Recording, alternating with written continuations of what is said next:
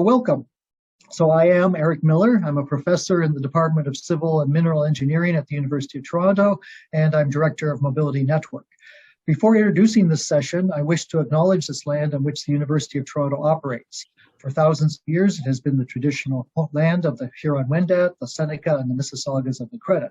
Today, this meeting place is still the home to many Indigenous people from across Turtle Island, and we are grateful to have the opportunity to work on this land. It is my great pleasure to welcome you to this event sponsored by Mobility Network at the School of Cities. Mobility Network is an institutional strategic initiative at the University of Toronto. U of T's institutional strategic initiatives address humanity's greatest challenges. Grand challenges demand a cross-disciplinary and collaborative approach between university researchers and their partners in government, industry, and the public. In Mobility Network's case, our starting point is the recognition that the sustainable, equitable, and efficient movement of people and goods is a regional, national, and global challenge. Our mission is to harness the incredible depth and breadth of U of T's researchers to induce transformational changes in mobility services, usage, and impacts to affect significant positive societal change. We believe that U of T has a primary role to play in first understanding the complexity of the systemic and cross-cutting mobility challenges facing us, and then translating this understanding into positive and innovative change. You may know us from past collaborations or events from UTRI, the University of Toronto Transportation Research Institute. Mobility Network intends to take these activities up several notches. We have assembled a group of 60 researchers from across U of T's 3 campuses whose diverse interests span the broad scope of critical issues about mobility and who will collectively advance the Mobility Network agenda. As you know, transportation touches virtually all aspects of our lives. We have named this panel discussion The Way Forward, since it is the starting point of the journey in which we hope you will join Mobility Network as we explore paths towards sustainable and equitable mobility. Each session of The Way Forward is designed to address one of the factors critical to this journey. This afternoon, our topic for discussion is titled Governing Transit and Integrated Mobility. And with this very brief introduction, I'm pleased to turn the podium back over to our panel moderator, Dr. Judy Farvolden. Take it away, Judy. Thank you very much, Eric. And once again, welcome everyone. This event is being recorded and it will be shared sometime shortly after we finish off today. So as Eric said, I'm Judy Farvolden. I'm the Executive Director of Mobility Network here at U of T. Many of you know us from UTRI, and here we are again. We're glad to be here, and we're better than ever. Hope you are too. So I also get to moderate today's panel, Governing Transit and Integrated Mobility. Our 3 panelists are going to bring their perspective to a discussion about achieving effective, equitable mobility governance. Do we have the right governance of our mobility choices? Are we governed by the mobility choices that are being made for us? Our panelists are going to talk about how transformative transportation policy can be used to meet the social, economic, and political imperatives of this century.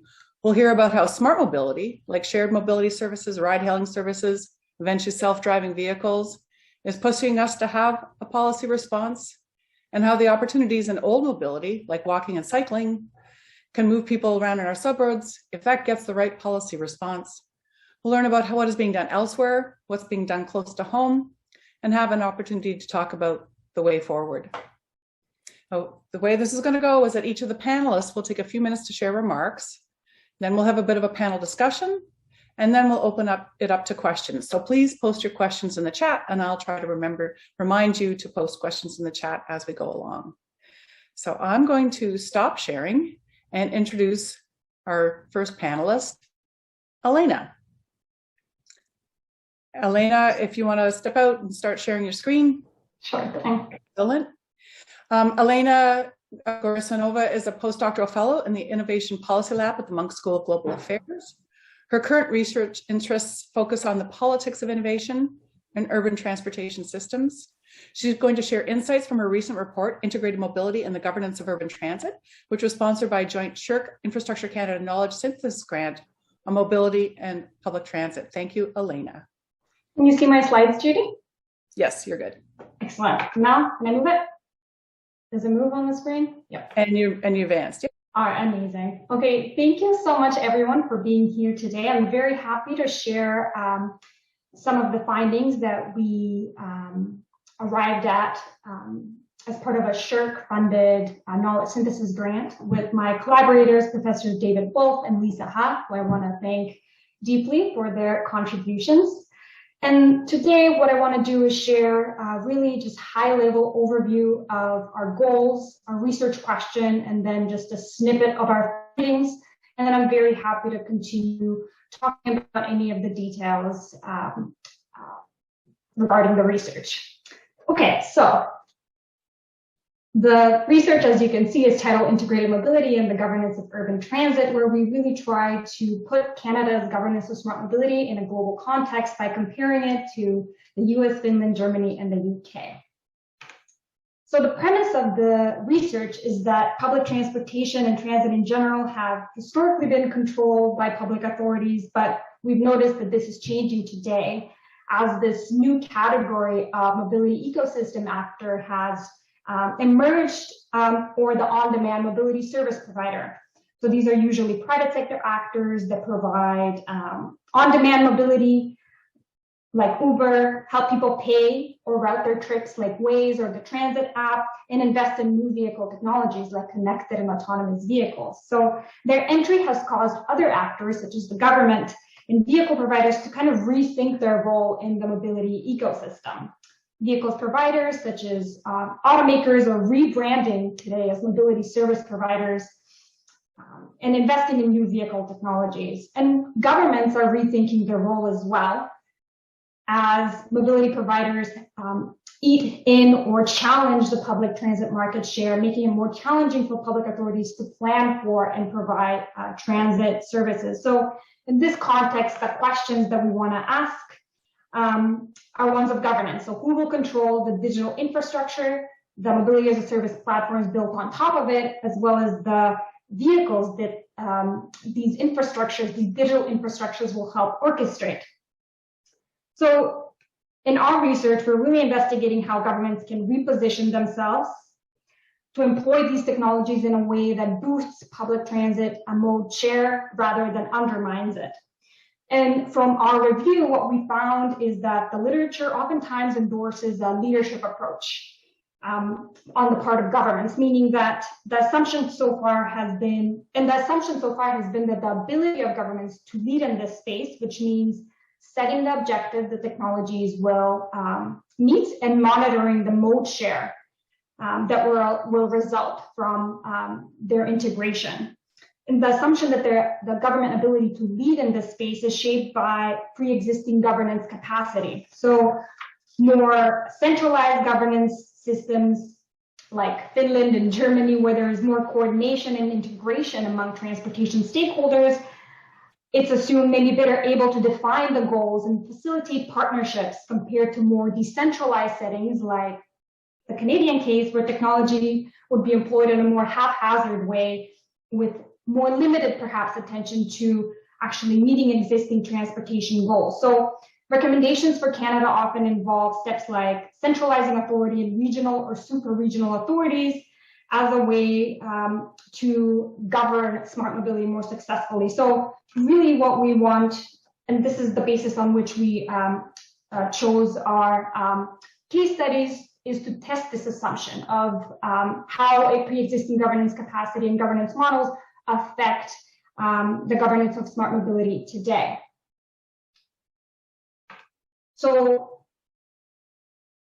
just to kind of reiterate, I suppose, we are asking how existing governance strategies have affected the deployment of new technologies, or whether centralized systems like Finland and Germany have been more successful in integrating new mobility technologies in a way that benefits public transport and compared to the UK, US, and Canada. So now I will jump straight to our findings, since we're so limited on time. Just give me a second. Okay. So straight to the findings. So overall, what we have found, or we found in our research, is that the increased centralization and coordination of transit services and the governance of technologies is a step in the right direction, but doesn't guarantee that new technologies will be implemented in a comprehensive way that strengthens public transportation. What seems to be the key when it comes to governance changes, as we found, is for any initiative that takes place, whether it be top down, whether it be bottom up, is for any initiative to be accompanied by a commitment to transportation related goals rather than economic development ones, which we have found is often the case across the case studies that we examine, both centralized and decentralized governance settings. And now, if I have time, I wanted to just run through a quick example of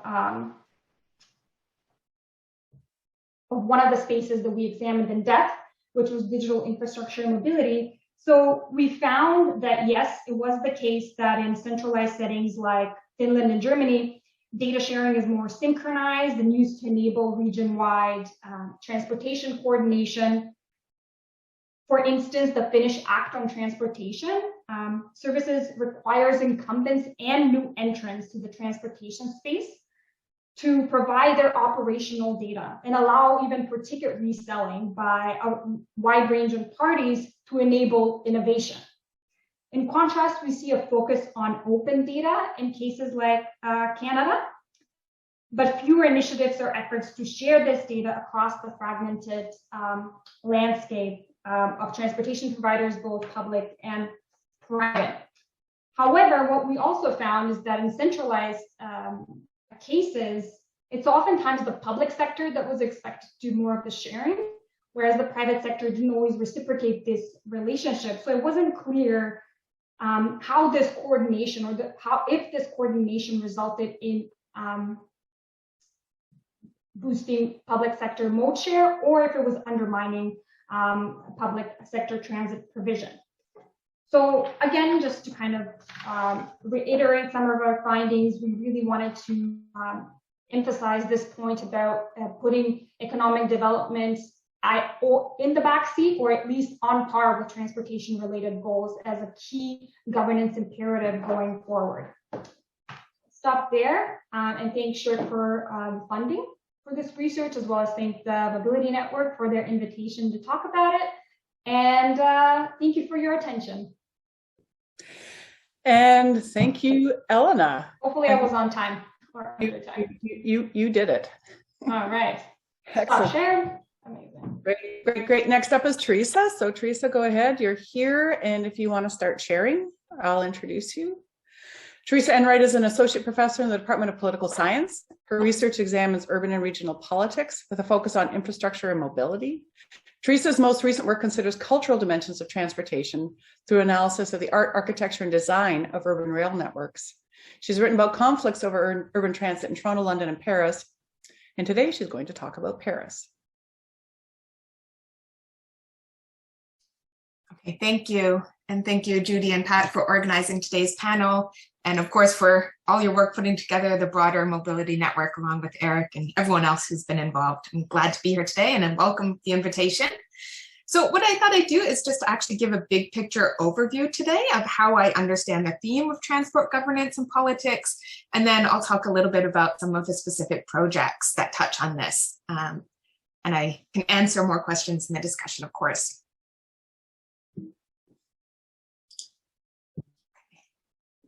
So in my work, I understand the idea of transport governance really quite broadly as a framework to explore how mobility infrastructures are produced, managed, and used, as well as how transport and mobility systems interact with broader urbanization dynamics.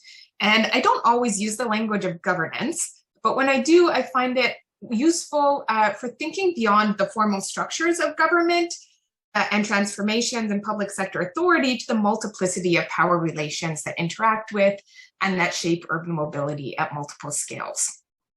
And I find it helpful to think about governance in two main ways, and these are the kind of two things that I have on the screen here.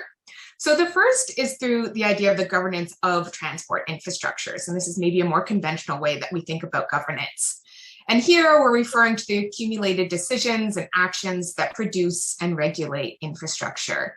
We could think about how transport systems are created by various and contentious techniques and practices and ideologies and representations and laws and conflicts, calculations and institutions and material assemblages.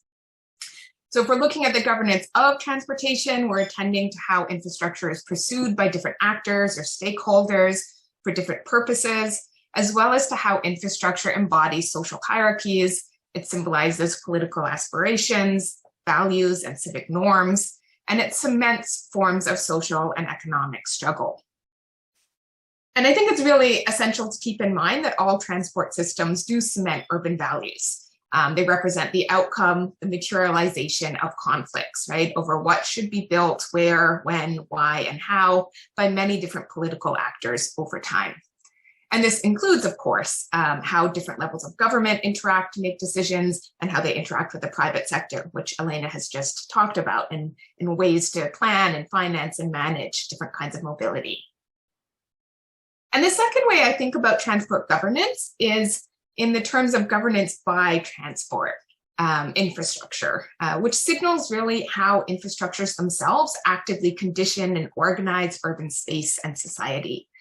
And in other words, this perspective considers infrastructure as a socio-technical force or as a modality of power that acts to make and maintain certain spatial arrangements, certain forms of knowledge, certain modes of subjectivity, and certain ways of life.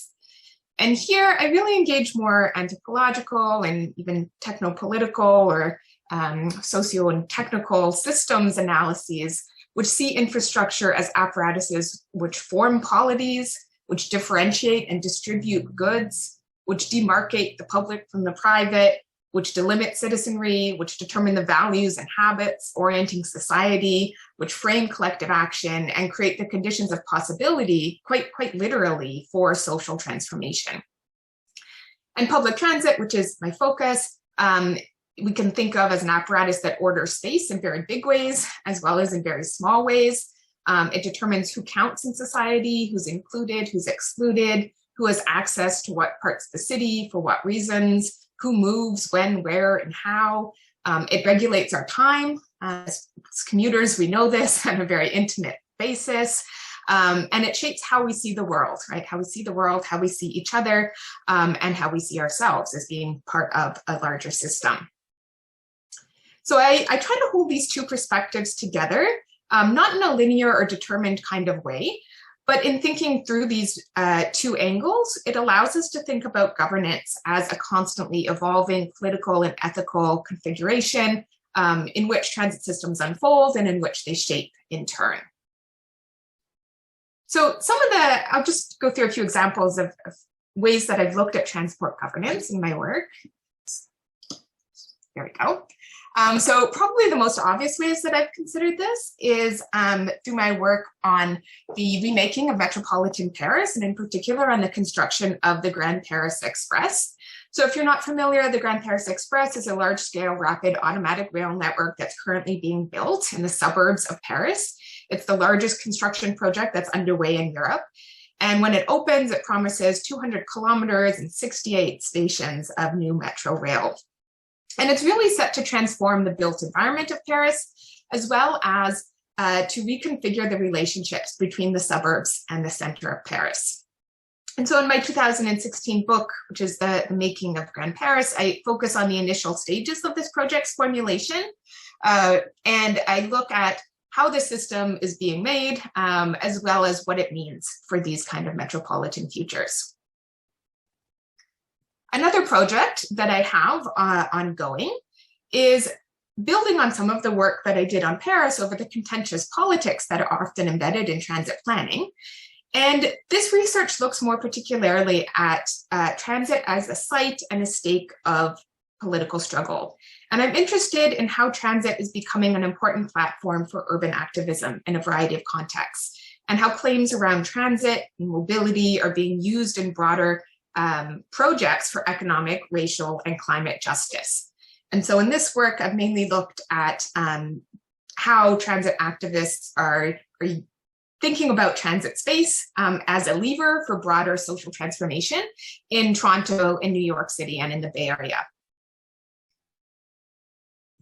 And then a third project that I have ongoing, which Judy referenced, is on what I'm calling the cultural politics of public transportation.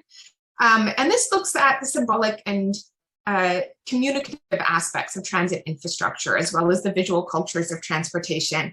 And one thing that I'm really interested there is in the spread of art and transit policies. These have a variety of names in different places, but the way that cultural programming is becoming embedded in transit networks. And I'm asking why we're seeing this today, because there's not really a natural link between necessarily art and transportation. So why is it that transport agencies are turning to art and cultural programming? And how is this occurring and with what effect? And in addition to looking at some of the kind of global dissemination of these policies, I'm also looking at how this is touching down in places like Toronto and in London in the UK. And then lastly, like many people, I'm also interested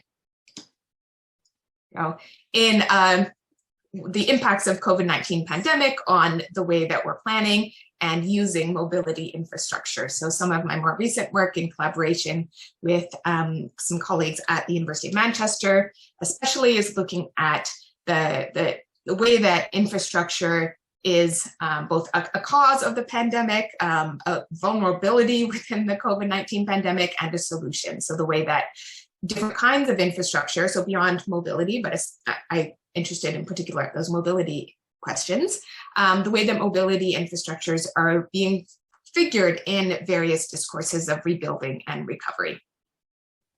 So I'm happy to answer questions about any of those, but I'm looking forward to the discussion today. So I'll end there. Thank you.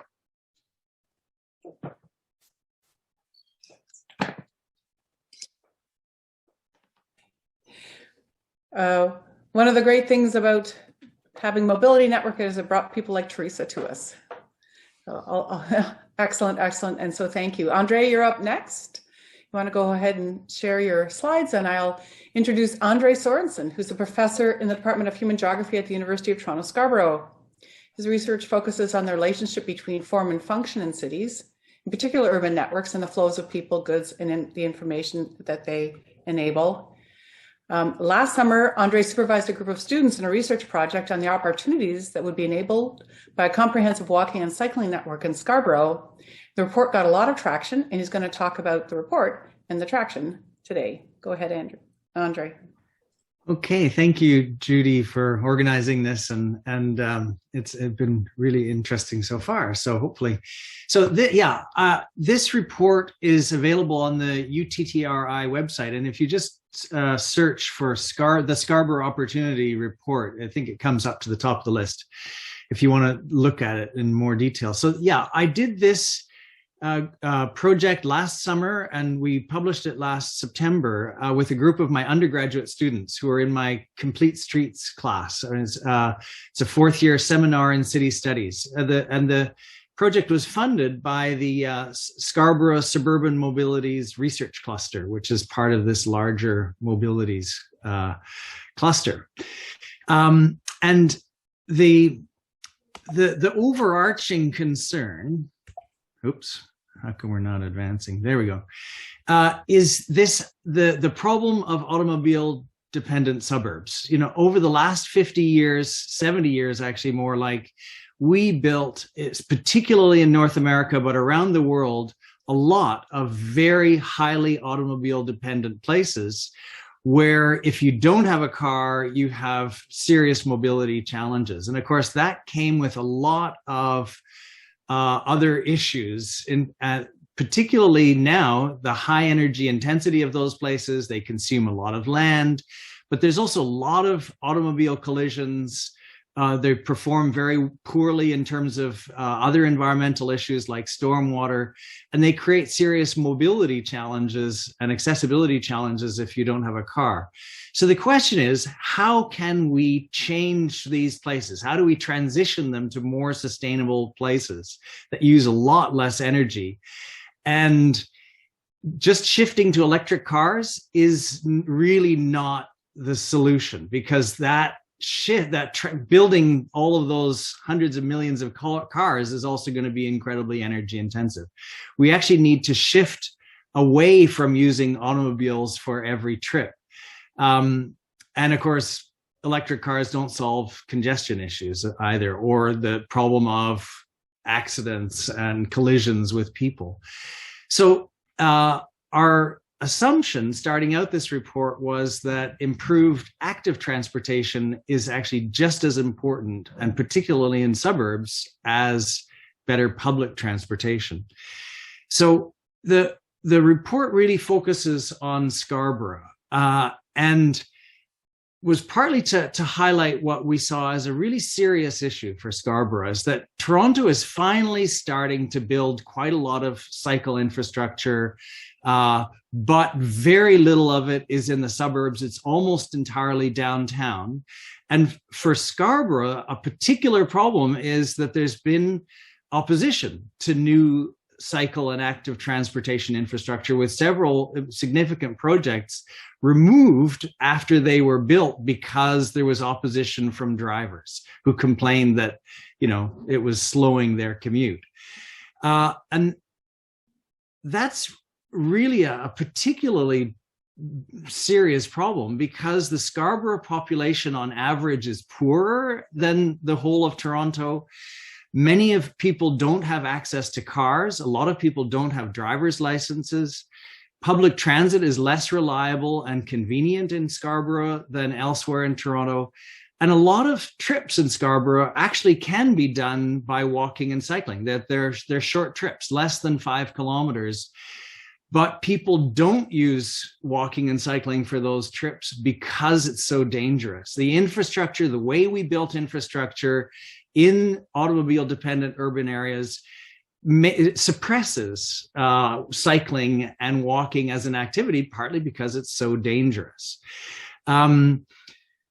So the challenge in transitioning automobile-dependent suburbs is that they were designed primarily for cars, and they have proven to be very dangerous for walking and cycling. The Scarborough has the highest rate of serious injuries and deaths in automobile collisions of anywhere in Toronto. So our goal in producing the report was to really shift the conversation away from these fights over individual, 2 more kilometers of a slightly safer road network, towards thinking about what a complete long-term plan for active transportation in the Scarborough would be, what it would look like, and have that debate instead of what seems to be, very little progress over the last 10 years.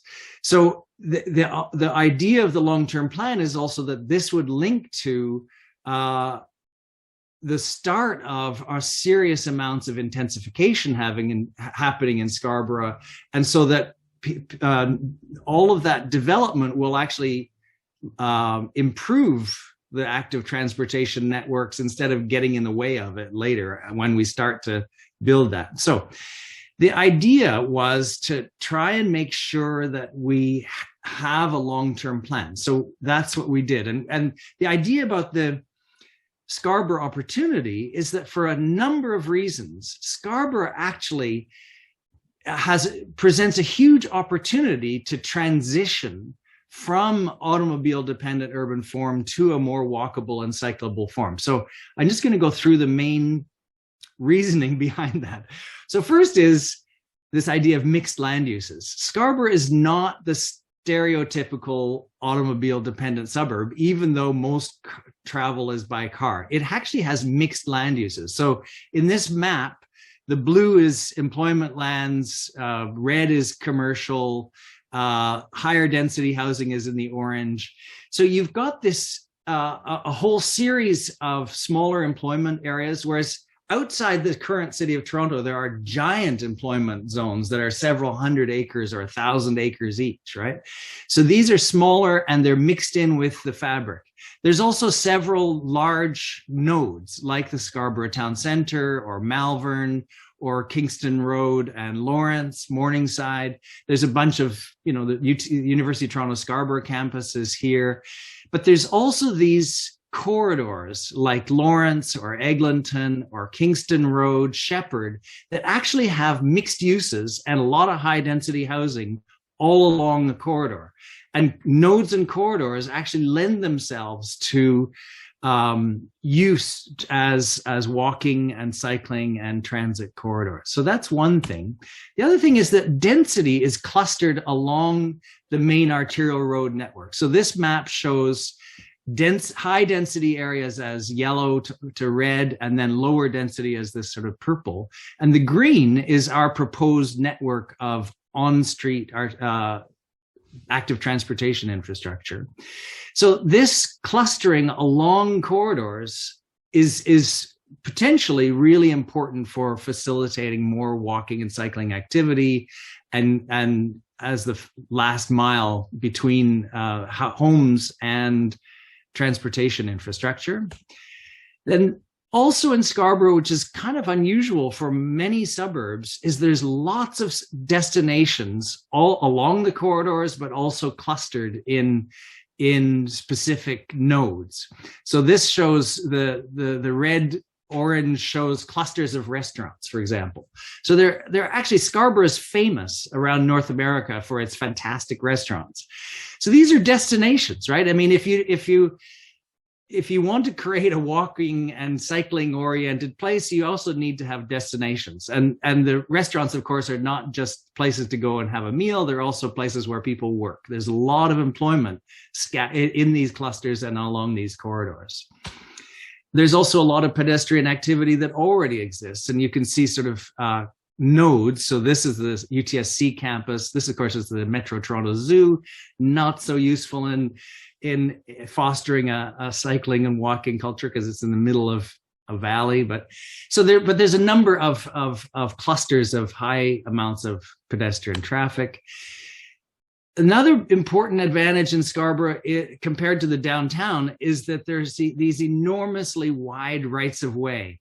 So the red grid here you see that's 36-meter wide rights of way, about a half to a third of which is grass. And there's some nice trees and things along those corridors, but there's an enormous amount of unused space you could put a better sidewalks and separated cycle lanes without actually having to initially take away lanes of traffic, even if one might want to do that in the future.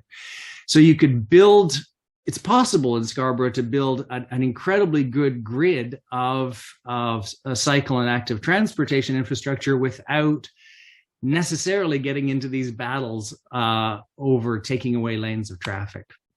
So this is our proposed network. The green is on the arterial road system. And we felt that that is the most important thing because that's where the destinations are. That's where the high density housing is.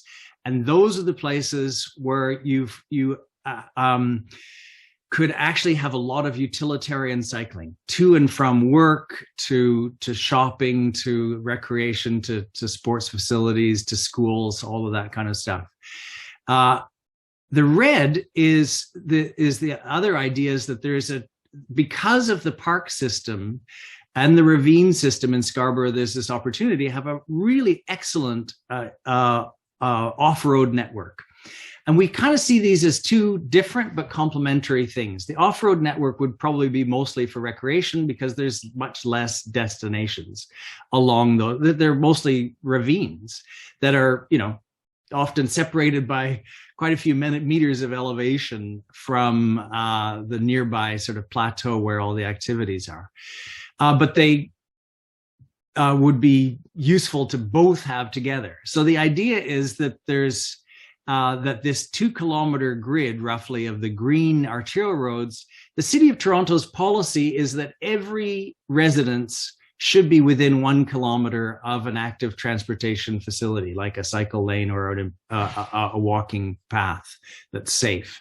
So that is kind of saying, this is what the City of Toronto's existing policies will look like if applied to Scarborough, and not saying this is the only possible way that this could be worked out, but that this is the kind of ambition that we should have for our suburbs. So to summarize, the idea is that the suburbs are not all the same. Some of them are much more amenable to transformation into walkable and cyclable places than others. And we are arguing that Scarborough is actually a place that really could transition and which would benefit greatly from building this kind of active transportation infrastructure. It's got a huge potential to become more walkable, more cyclable, and more transit oriented. and it's really important to do it now, to have this plan in place so that as we intensify, people are building to link to these networks and not blocking them. Basically, all urban areas should be livable without owning a car. That needs to be one of the main public policy priorities going forward. And we are a long way from that in North America. Thank you. And thank you, Andre, thank you. Thanks to everybody. We're going to have a bit of chat now. I promised I would remind everybody to post the questions in the chat. We'll come to you next. And there's Theresa. So, wow, interesting, and thank you. I want to pluck a couple of phrases out from what was said by people and see if we can talk around that, because I think that was a common and interesting theme. So I was captivated by Theresa's mention of infrastructure cementing our urban values, and Elena's statement about transportation systems should be designed with a commitment to transportation goals, not economic development goals, perhaps. And so I come to a question. Andre was talking about safety and the need to get around in the suburbs without an automobile. What are our transportation goals? What should they be? And are we going forward towards those? Elena, since you started, you want to start first? Yeah, I was thinking that I think Andre perhaps gave us the ultimate transportation goal, which is to, have a city where you could, go about your day, do everything you need to do without relying on a car. I think that's the transportation goal. And another thing that came up for me is, Andre, you mentioned the last mile conversation, like using biking and walking as, part of that last mile. It's interesting because now I'm on the technology side where those same solutions are proposed as the last mile, cure. So for me, it's interesting, like, I don't know the answer, but as a policymaker, how do you, balance, decide what to invest in, even if you do have the same transportation goal? Do you invest in on-demand mobility and investing in partnerships with like ride-hailing providers, or making your transit, on demand? Or do you invest in, bikeability, or do you do both? And how, and obviously there's the politics underlying all of that, but just it's a very kind of, the trade-offs need to be considered with, with the need to reduce our dependence on cars in mind. So, yeah. Theresa? Thank you. I think it's a really good question. And I'm not sure that there's a single transportation goal either. I think that there's many different things that we put onto transportation, and transportation can achieve a lot of different objectives. So if we're thinking purely transportation, we could think in terms of efficiency and speed of movement, but that doesn't seem to capture all of the ways that transit fits into these social worlds. So I guess I, like Elena, want to think about what are those various goals, and who are they, like, who is putting forward those different goals? Because I think having a transportation system that helps us decarbonize is one goal. Having a transportation system that enables people to go about their daily lives as a means of survival is a different goal. Having a transportation system that creates a polycentric urban network and that overcomes, regional divisions, another goal. Having a transportation that integrates and helps to redress historic harms that have marginalized certain populations, including suburban populations. Of course, in Scarborough, they're racialized populations and lower income populations than in the center of the city as well. So I think there's lots of goals, and part of planning is to bring those to the fore and then to figure out how they can be prioritized. And I've said of Mobility Network, we don't have all the answers. We're going to ask the right questions, and this is obviously a good one. Andre, do you want to comment? Sure. I think that's a good way of framing the question: is how do we decide between these priorities? And actually, I think, given particularly the climate crisis, but also the steadily increasing inequality in our society. We actually have to do a whole bunch of things at once. I mean, we don't get to choose to, are we going to build cycle lanes or are we going to build public transit? We actually have to do both, and a lot of other things besides. And I think that the Elena's report about the different modes of transitioning towards mobility on demand is actually really important to think of. I think when we built these suburbs, it wasn't really thought through. It was like, oh, we've got a lot more cars and it's congestion. We're going to have to build a way to move all these cars around. And people didn't really think about what the long-term consequences of that would be. It was just utopian. Well, I think the long-term was going to be the Jetsons and we'd all have little flying cars, right? But the problem was that we then created an urban system or sets of urban form and infrastructure that seriously constrained our options. And that's what we really want to avoid, getting locked into a suboptimal approach that is going to make it much more difficult in the future to transition to something better. And part of the problem with our suburbs is they lock people into automobility, and they marginalize people who don't have cars, and that's a serious problem because that's one of the only places where there's affordable housing now. I'm going to ask one more question, and the questions are coming into the chat. Please keep them coming, but we're going to get there soon, and this may lead to an answer to one of them. So Elena, one of her findings was that the more centralized the decision making, the more coordinated the decision making, perhaps the easier it was going to be for an urban or regional system to integrate new modes of transportation, if it's more centralized. So on the other hand, Theresa had a stunning slide showing people protesting this kind of change. So how should we need to go forward. We need to go forward quickly. We need to go forward together. How do we balance this need for, we need, I guess, governance to bring us along? And how do we balance that with the need to be responding and not see those street scenes? Theresa, do you want to start?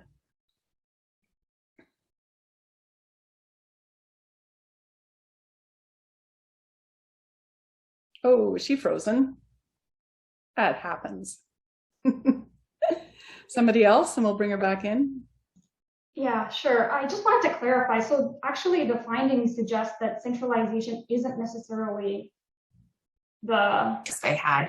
oh, sorry. Go ahead. You were just frozen. Okay, sorry. Again. Because the central state said that this was going to be a national priority. And, you know, there are many reasons why we don't have rapid transit in some of the inner suburbs of Toronto, including most parts of Scarborough. But certainly those interinstitutional battles and the lack of priority at the provincial and federal level is part of that. The other side of that, of course, is these democratic concerns. And how do you balance local, not all suburbs are the same, as Andre said, they don't all have the same needs.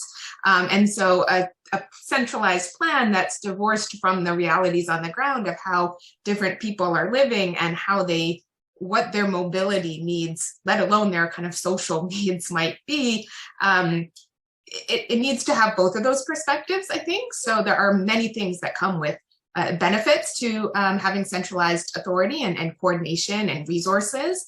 But the other side is to also make sure that there's a democratic component and a local component where people have a say over the decisions that are kind of most affecting their lives. And that we understand them. Say it right, that we understand them. Go ahead, Elena. You were going to clarify. So just to clarify kind of on my presentation. So in the literature, the assumption is that from what we reviewed, that centralization is sort of a prerequisite for being able to take a more proactive approach when it comes to setting the objectives that we want these new technologies to meet and monitoring the mode share that kind of emerges. But what we found is that centralization, like in the cases of Finland and Germany, especially in the case of Finland, like Theresa was saying, like the Finnish Act of Transportation is a transportation that seeks to encourage private innovation. It's not an act that wants, has, I would argue, transportation goals at its heart.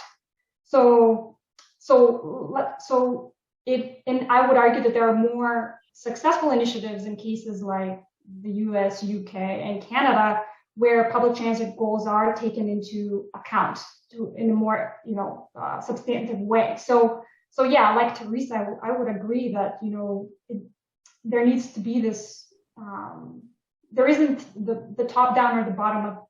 It needs to be a conversation and allow for more stakeholder engagement, which from what we found in our case studies, stakeholder engagement was rare to occur when it came to new mobility technology. So that was even out of the equation oftentimes. So, but yeah, anyway. Andre, I wonder if you could just comment on, because I think you did that bottom-up thing, but then you got some traction in your report at City Hall. How did you go about that?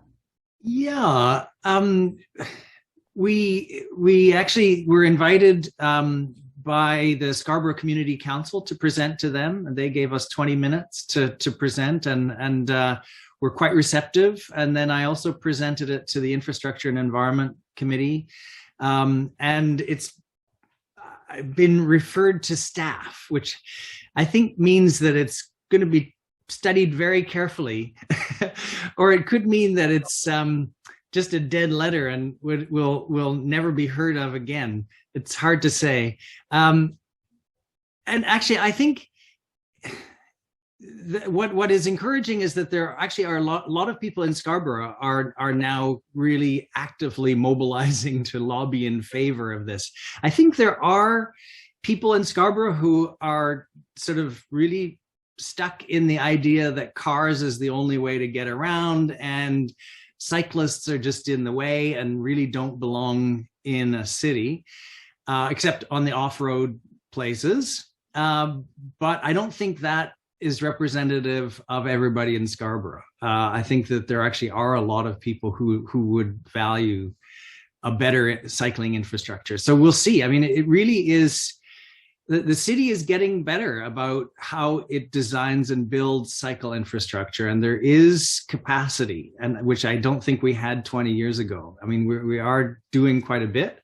So let's hope that conversation continues, and it really does have to be engaged by lots of people. I don't think that, the fact of drawing some lines on a map is necessarily going to make the difference, but.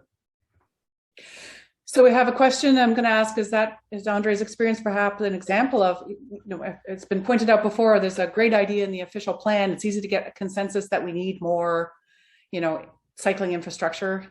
But then as the planning gets more and more detailed and we come down to, we're going to have take away some space on your road for this bit of cycling infrastructure, we can run into resistance. So how can we use experiences like the knowledge we have of, how governance is made from for some people, and how things get implemented from other people to smooth this out and be informing these decisions? Because that's what Mobility Network, that's what we want to do. We want to be supporting these decision makers. How do we make this top to bottom? Bottom to top? Anybody? Go ahead. It's a tough question. I'll go really quickly. I really believe in pluralism with these things. Is the more people get involved and get active, the better. And it needs to be a public debate. And I think Toronto has some great traditions of nonprofit organizations, civil society organizations that really do a lot of good work, and we need to just be pushing on all of these ideas at once and have a public debate, get people, do the education. So, and there are lots of groups fighting, Cycle Toronto, but also East Scarborough Cyclists. There's a whole bunch of groups doing this work on the ground. So the issues are urgent. I think we know that every day. Elena, I don't know if you found in your research any insight into how to get this done top top-down planning to getting it done on the ground?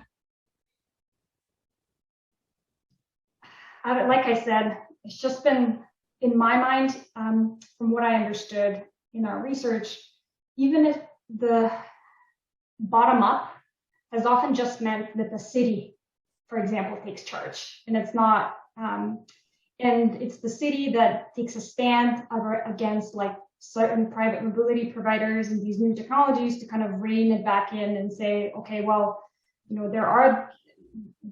we agree that these technologies need to be tested and we can integrate them into our systems, but we should really take a breath there.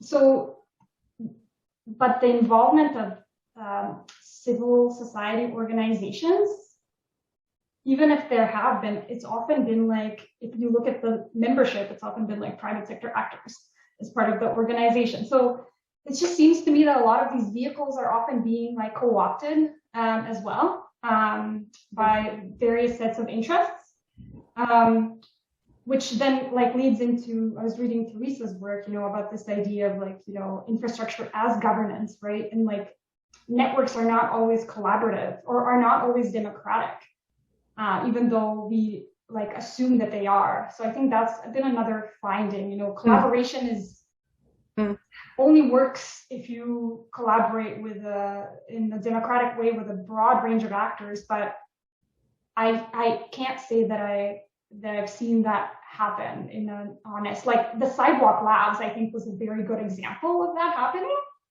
But I don't think that other things have pulled on heartstrings and mobilized the same way that that really visible project has.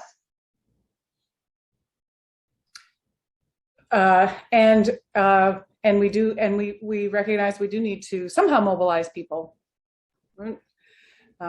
Because how do we mobilize governance? We have a question about how do we get government moving more quickly? And maybe part of the answer is that is government, they respond to the electorate, and the electorate has to be talking about what it wants. Can we talk about how we get government moving more aggressively on this? We don't have a lot of time, as Andre said. They're slow. How do we speed them up? Theresa, go ahead. I don't have a real answer for that, but I do see it in the chat. Okay. Embrace the pilot project here. One of the things that the pandemic has done, of course, has made us be more nimble in our responses to some mobility questions and to create very quickly new cycling infrastructure, new kinds of shared streets infrastructure, Move Toronto, all of the projects that came out at the beginning of the pandemic, and not just in Toronto, of course, but this happened in lots of other places. So I think what that does, it gives us a way to imagine things differently too. So I think these, not just the practicalities of it, which of course is useful to kind of put things into action, but it shows people that these things can work, and it gives people a vision of a different kind of way of moving around and a different kind of living that maybe is difficult to imagine today. And I think, Andre, your maps help us to do that too, because participation is great, but we want people to be able to see what can be done and not to be kind of stuck in their automobile-centric NIMBY politics of how they want the city to look. So I think part of that is like putting things into place quickly, but also giving a vision and giving a kind of ideas. Yeah, just a small add-on to the pilot project point. I think it's really great that pilot projects happen, but it would be even better if pilot project learnings are shared more widely, at least in the smart mobility space. Oftentimes these projects happen in like their little silos and the city learns, but then probably findings are more valuable when they're kind of crowdsourced from various sources and shared. So just going beyond the pilot project to really then learn from everybody's experience. And maybe just to add to that, I mean, I think the city has done quite well. For example, in the pilot projects for the Bloor cycle lanes and Danforth, they put them in place and they measured them. They looked at how much increased cycling there was, but then they also surveyed the business improvement people and the businesses along, and they found that they actually had much more business coming from cyclists and more frequently and spending more money. And that, I think, was really well presented in a whole series of public consultations about extending the Bloor bike lanes east and west. And that evidence was presented, and it was very convincing. It was very persuasive that these were successful and that the businesses did not suffer, because of course it often has been businesses objecting to the loss of parking spaces that has blocked bicycle lanes in the past. So, that building some pieces, measuring how it performs, improving on the designs, looking at how many accidents and serious injuries and deaths we prevent, all of that stuff helps us to keep moving forward, is to show when we're successful. And I think that's excellent. That the two things, one is that there were very deliberate pilot projects run to look at bike lanes on Bloor, and the King Street Transit pilot, a lot of work into putting it to set it up to success, to be measured and set up for success. And then there were our COVID interventions that were, quickly envisioned, enacted as emergency measures, seemed to work and people like them. So maybe we have to be more experimental and allow the people working hard for us and the public sector to try things. When we know they're working in our best interest, let them try things and see if it works, watch it carefully. And because we have to change and we have to learn about change. So I think that's a great way to land it, because that's a forward-looking statement. Though we know we face a huge number of challenges. So I just want to talk about next steps. I want to thank our panelists. I want to thank everybody here for joining us. I hope you'll join us again. I'm going to share my screen to show you what's up next. Yes. This has been the second in a series of questions exploring the way forward. And we'll be back in 2 weeks for leading the way to transportation equity. And every 2 weeks after that for discussion on important topics in mobility.